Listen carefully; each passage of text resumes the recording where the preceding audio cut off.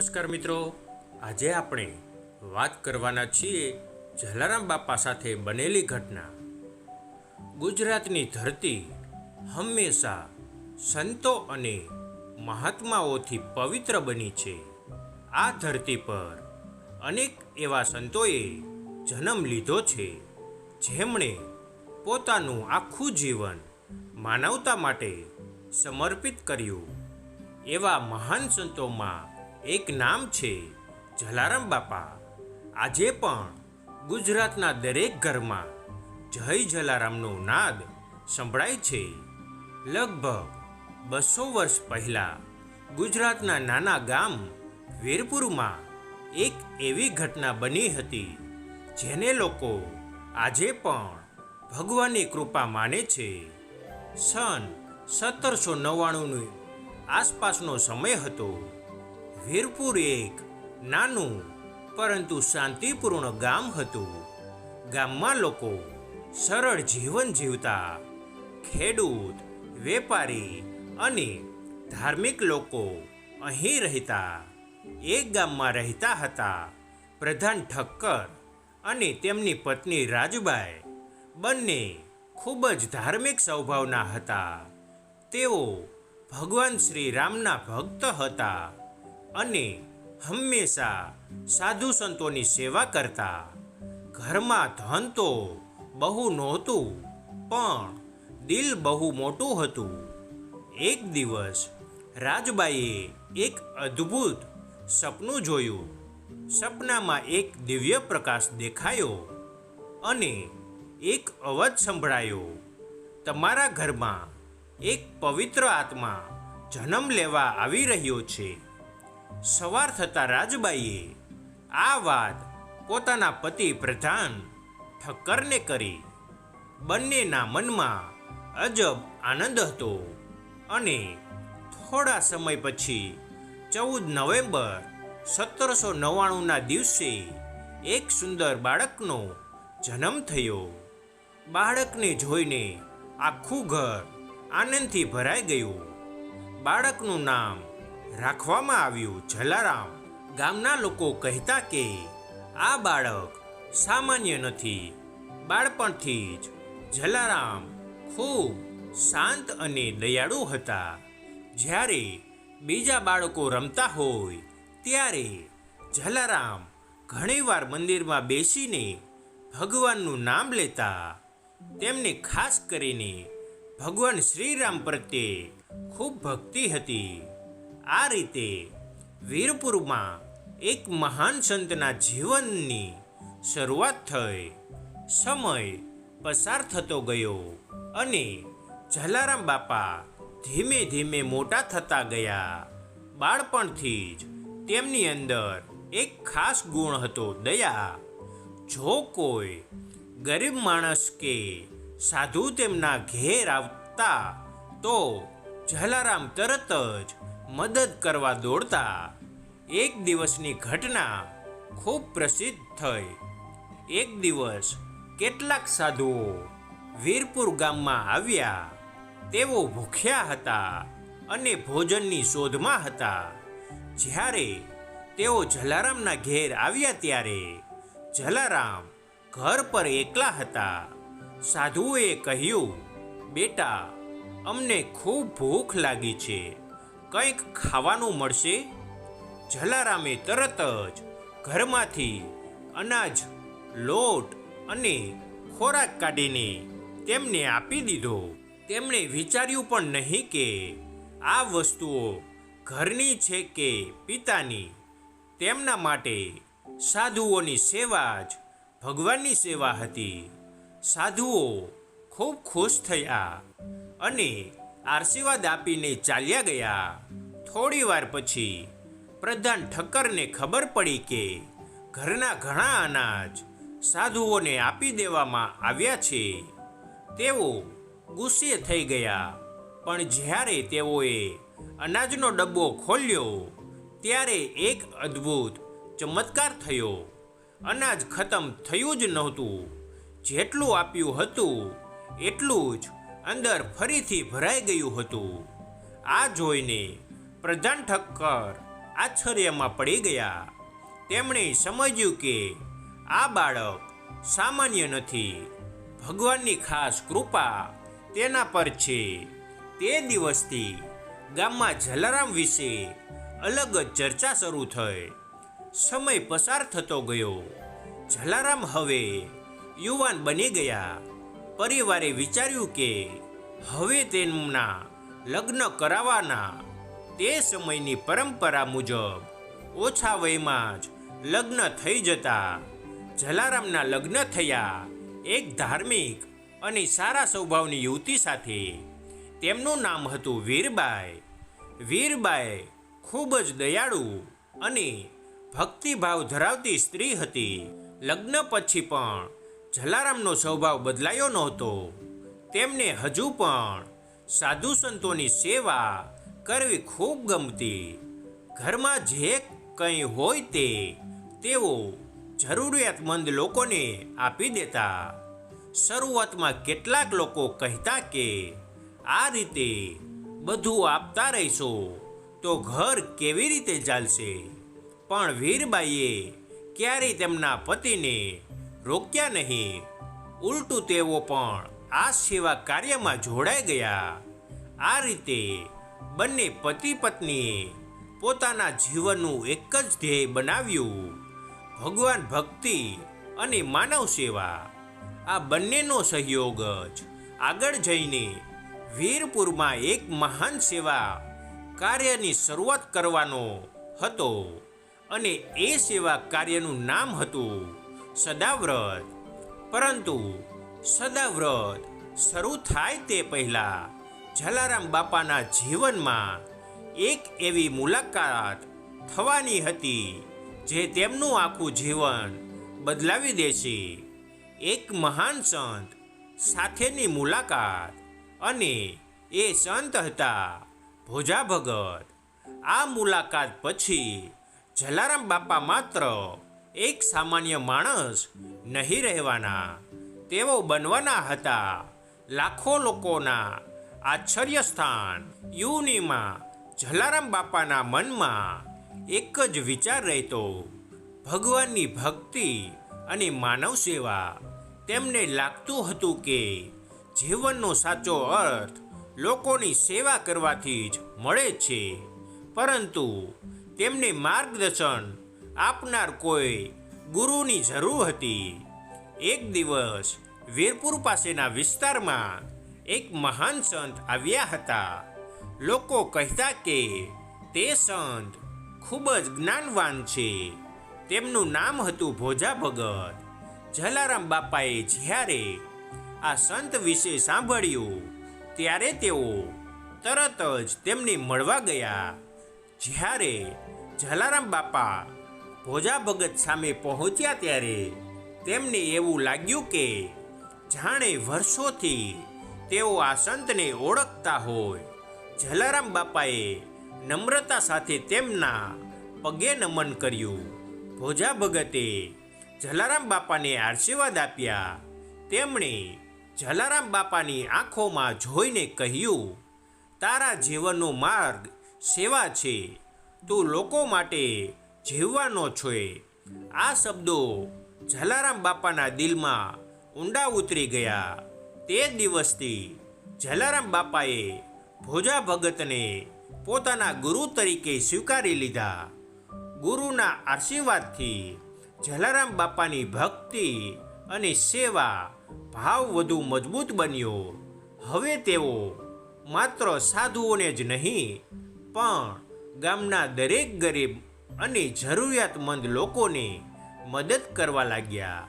આ રીતે ગુરુના માર્ગદર્શન હેઠળ જલારામ બાપાનું જીવન એક નવા માર્ગ પર આગળ વધ્યું અને થોડા સમયમાં તેઓ એક એવું કાર્ય શરૂ કરવા જઈ રહ્યા હતા જે આજે પણ દુનિયામાં અનોખું માનવામાં આવે છે.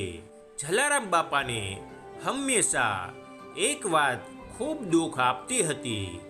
જો તેઓ રસ્તા પર કોઈ ભૂખ્યા માણસને જોઈ લેતા તો તેમનું દિલ દુઃખથી ભરાઈ જતું. તેમને લાગતું કે દુનિયામાં કોઈ માણસ ભૂખ્યો ન રહેવો જોઈએ. એક દિવસ તેમણે પોતાની પત્ની વીરબાઈ સાથે આ વિષય પર વાત કરી. જલારામ બાપાએ કહ્યું, જો આપણે આપણા ઘરમાં આવનાર દરેક ભૂખ્યા માણસને ભોજન આપવાનું શરૂ કરીએ તો કેટલું સારું થશે. વીરબાઈએ તરત જ જવાબ આપ્યો, આ ખૂબ પવિત્ર કાર્ય છે. હું તેમાં તમારો સંપૂર્ણ સહયોગ આપીશ. અને આ રીતે વીરપુરમાં શરૂ થયું સદાવ્રત. સદાવ્રતનો અર્થ છે જે કોઈ પણ ભૂખ્યો આવે તેને નિઃશુલ્ક ભોજન આપવું. જલારામ બાપાના ઘેર રોજ અનેક સાધુઓ, મુસાફરો અને ગરીબ લોકો આવવા લાગ્યા. કોઈને પણ ખાલી હાથ પાછું મોકલવામાં આવતું નહોતું. ઘરમાં જેટલું અનાજ હોય તે બધું રસોઈમાં વપરાતું. અને આશ્ચર્યની વાત એ હતી કે ક્યારેય અનાજ ખતમ થતું નહોતું. ગામના લોકો આ જોઈને આશ્ચર્યમાં પડી ગયા. ધીમે ધીમે જલારામ બાપાની સેવા સમગ્ર વિસ્તારમાં પ્રસિદ્ધ થવા લાગી. લોકો કહેતા કે ભગવાન પોતે જ આ સેવા કાર્યને આશીર્વાદ આપી રહ્યા છે. પરંતુ હજુ એક એવી ઘટના બનવાની હતી જે જલારામ બાપાની ભક્તિની સાચી પરીક્ષા લેવાની હતી. એક દિવસ વીરપુરમાં એક અજાણ્યા વૃદ્ધ સાધુ આવ્યા. તેઓ સીધા જલારામ બાપાના ઘેર પહોંચ્યા. જલારામ બાપાએ હંમેશાની જેમ તેમનું સ્વાગત કર્યું અને ભોજન આપ્યું. ભોજન કર્યા પછી સાધુએ એક અજીબ માંગણી કરી. તેમણે કહ્યું, મને તમારી પત્ની વીરબાઈની સેવા માટે જોઈએ. આ વાત સાંભળીને ત્યાં હાજર બધા લોકો આશ્ચર્યમાં પડી ગયા. આવું તો કોઈએ ક્યારેય સાંભળ્યું નહોતું. પરંતુ જલારામ બાપાના મનમાં એક જ વિચાર હતો, મહેમાન ભગવાનના સમાન કહેવાય. તેમણે શાંતિથી વીરબાઈને આ વાત કહી. વીરબાઈએ પણ કોઈ પ્રશ્ન પૂછ્યો નહીં. તેમણે કહ્યું, જો આ સેવા માટે જરૂરી છે તો હું તૈયાર છું. બંને પતિ પત્નીએ ભગવાન પર સંપૂર્ણ વિશ્વાસ રાખ્યો. વીરબાઈ સાધુ સાથે જવા તૈયાર થઈ ગઈ. પરંતુ થોડા સમય પછી એક અદ્ભુત ચમત્કાર થયો. તે વૃદ્ધ સાધુ અચાનક દિવ્ય પ્રકાશમાં બદલાઈ ગયા. તેઓ કોઈ સામાન્ય માણસ નહોતા.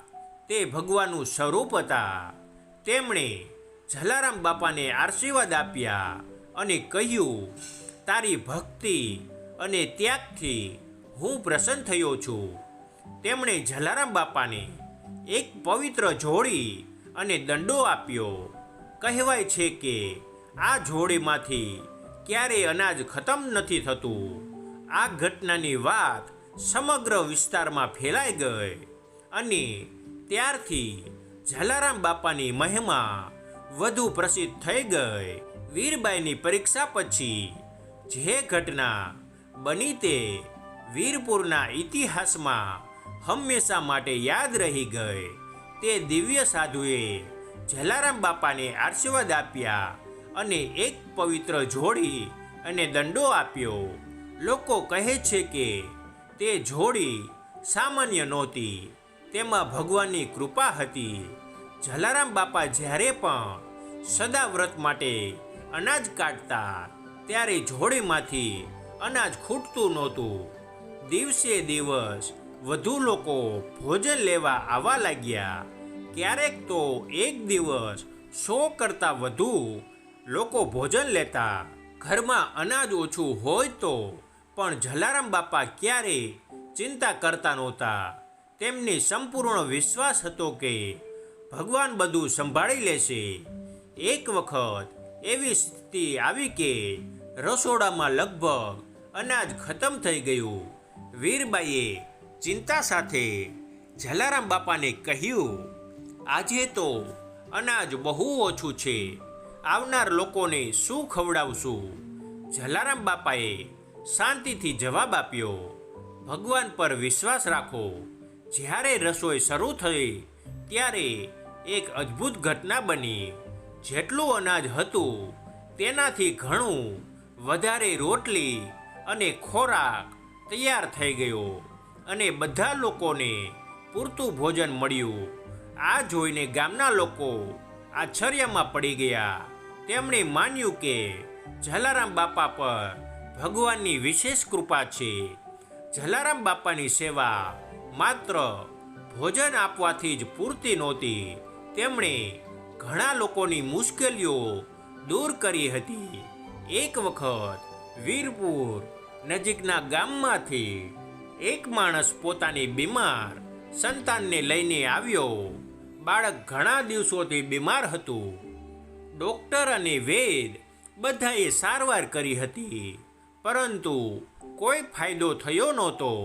આખરી આશા લઈને તે માણસ જલારામ બાપા પાસે આવ્યા. તેણે વિનંતી કરી, બાપા, મારા બાળકને બચાવો. જલારામ બાપાએ બાળકને પ્રેમથી પોતાના હાથમાં લીધું. તેમણે ભગવાન શ્રીરામનું નામ લીધું અને બાળકના માથા પર હાથ રાખ્યો.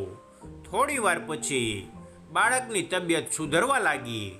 કેટલાક દિવસોમાં બાળક સંપૂર્ણ સ્વસ્થ થઈ ગયું. આ સમાચાર ઝડપથી આસપાસના ગામોમાં ફેલાઈ ગયા. લોકો હવે જલારામ બાપાને માત્ર સંત નહીં પરંતુ ભગવાનના દૂત તરીકે માનવા લાગ્યા. ઘણા લોકો પોતાની મુશ્કેલીઓ લઈને તેમની પાસે આવવા લાગ્યા અને ઘણીવાર તેમની સમસ્યાઓ દૂર થઈ જતી. સમય સાથે જલારામ બાપાની ખ્યાતિ સમગ્ર ગુજરાતમાં ફેલાઈ ગઈ. હવે માત્ર નજીકના ગામના લોકો જ નહીં પરંતુ દૂર દૂરથી લોકો વીરપુર આવવા લાગ્યા. કોઈ આશીર્વાદ લેવા આવતા, કોઈ પોતાના દુઃખ જણાવવા આવતા અને ઘણા લોકો માત્ર તેમના દર્શન કરવા માટે આવતા. દરરોજ સદાવ્રતમાં લોકોની સંખ્યા વધતી જતી. રસોડામાં સતત રસોઈ બનતી. વીરબાઈ અને અન્ય સેવકો દિવસભર કામ કરતા, પણ કોઈ થાકતું નહોતું, કારણ કે આ સેવા ભગવાન માટે કરવામાં આવતી હતી. એક વખત તો એવી સ્થિતિ આવી કે હજારો લોકો એક સાથે વીરપુરમાં ભેગા થયા. પણ આશ્ચર્યની વાત એ હતી કે કોઈ પણ માણસ ભૂખ્યો પાછો ગયો નહીં. આ જોઈને લોકો કહેતા, આ બધું જલારામ બાપાની મહિમા છે. આ રીતે વીરપુર ધીમે ધીમે ભક્તો માટે પવિત્ર સ્થાન બની ગયું અને જલારામ બાપા લાખો લોકોના આશ્ચર્ય બની ગયા. પરંતુ સમય સાથે દરેક જીવનમાં એક અંતિમ ક્ષણ આવે છે. જલારામ બાપાના જીવનમાં પણ એક એવો સમય આવવાનો હતો જ્યારે તેઓ આ દુનિયાની વિદાય આપવાના હતા અને તે સમયની ઘટના પણ ખૂબ જ ભાવુક અને પવિત્ર હતી. સમય પસાર થતો ગયો અને જલારામ બાપાની ખ્યાતિ ગુજરાતના અનેક ગામો સુધી ફેલાઈ ગઈ. લોકો હવે તેમને માત્ર સંત નહીં પરંતુ ભગવાનના આશીર્વાદરૂપ માનવા લાગ્યા. ઘણા લોકો પોતાના દુઃખ, રોગ અને મુશ્કેલીઓ લઈને તેમની પાસે આવતા. કહેવાય છે કે જલારામ બાપા ક્યારેય પોતાની ચમત્કાર કરનાર માનતા નહોતા. તેઓ હંમેશા કહેતા, આ બધું ભગવાનની કૃપા છે, હું તો માત્ર તેમનો સેવક છું. એક વખત એક ગરીબ માણસ વીરપુર આવ્યો. તેના ઘરમાં ખાવા માટે કંઈ નહોતું. તે ખૂબ દુઃખી હતો. જ્યારે તે જલારામ બાપાને મળ્યો ત્યારે બાપાએ તેને શાંતિથી બેસાડ્યો. તેમણે તેને ભોજન આપ્યું અને થોડું અનાજ પણ આપ્યું. બાપાએ કહ્યું, વિશ્વાસ રાખો, ભગવાન તમને ક્યારેય એકલા નહીં છોડે. કહેવાય છે કે થોડા સમય પછી તે માણસના જીવનમાં સુધારો આવ્યો અને તેનું જીવન ફરીથી સારું બન્યું. આવી ઘણી ઘટનાઓ લોકો કહેતા હતા. આ કારણે લોકોની શ્રદ્ધા દિવસે દિવસે વધતી ગઈ. વર્ષો સુધી જલારામ બાપાએ વીરપુરમાં સદાવ્રત ચલાવ્યું. હજારો લોકો રોજ ભોજન લેતા અને કોઈ પણ માણસ ભૂખ્યો પાછો ફરતો નહોતો. પરંતુ સમય સાથે જલારામ બાપાની ઉંમર વધી રહી હતી. તેમ છતાં તેઓ સેવા કાર્યમાં ક્યારેય થાકતા નહોતા. એક દિવસ તેમણે પોતાના નજીકના ભક્તોને કહ્યું, મારું કાર્ય હવે પૂર્ણ થવાનું છે. આ વાત સાંભળીને બધા ભક્તો દુઃખી થઈ ગયા. પરંતુ જલારામ બાપા ખૂબ શાંતિમાં હતા. તેમણે કહ્યું, સેવા ક્યારે બંધ ન થવી જોઈએ. આ સદાવ્રત હંમેશા ચાલુ રહેવું જોઈએ. અને થોડા સમય પછી 1881માં જલારામ બાપાએ આ દુનિયાની વિદાય આપી. તે દિવસ વીરપુર માટે ખૂબ દુઃખદ હતો. હજારો લોકો તેમને અંતિમ વિદાય આપવા આવ્યા. પરંતુ લોકો માનતા હતા કે જલારામ બાપા માત્ર શરીરથી ગયા છે. તેમની આત્મા આજે પણ વીરપુરમાં વસે છે. આજે પણ વીરપુર લાખો ભક્તો માટે પવિત્ર સ્થાન છે. અહીં આવેલું જલારામ બાપાનું મંદિર ભક્તિ અને સેવાનું પ્રતીક છે. દરરોજ હજારો લોકો અહીં દર્શન કરવા આવે છે. સૌથી ખાસ વાત એ છે કે અહીં સદાવ્રત આજે પણ ચાલુ છે. કોઈ પણ વ્યક્તિ ધનિક કે ગરીબ અહીં આવીને નિઃશુલ્ક ભોજન લઈ શકે છે. આ પરંપરા લગભગ 200 વર્ષથી ચાલુ છે. આ જ છે જલારામ બાપાની સાચી મહિમા. જલારામ બાપા આપણને એક ખૂબ જ મહત્વનો સંદેશ આપે છે. માનવ સેવા સૌથી મોટી સેવા છે. ભગવાન પર વિશ્વાસ રાખવો જોઈએ. ગરીબ અને જરૂરિયાતમંદ લોકોને મદદ કરવી જોઈએ. જો આપણે આ 3 વાતોને આપણા જીવનમાં અપનાવીએ તો દુનિયા વધુ સારી બની શકે. આજ પણ જ્યારે કોઈ ભક્ત જય જલારામ કહે છે ત્યારે તેને એવું લાગે છે કે જલારામ બાપા તેની સાથે છે અને કદાચ આ જ છે સાચી ભક્તિની શક્તિ. મિત્રો, વિડીયો તમને સારો લાગ્યો હોય તો વિડીયોને લાઈક, કમેન્ટ અને શેર કરવાનું ભૂલતા નહીં અને સબસ્ક્રાઈબ કરવાનું પણ ભૂલતા નહીં. તમારો ખૂબ ખૂબ આભાર.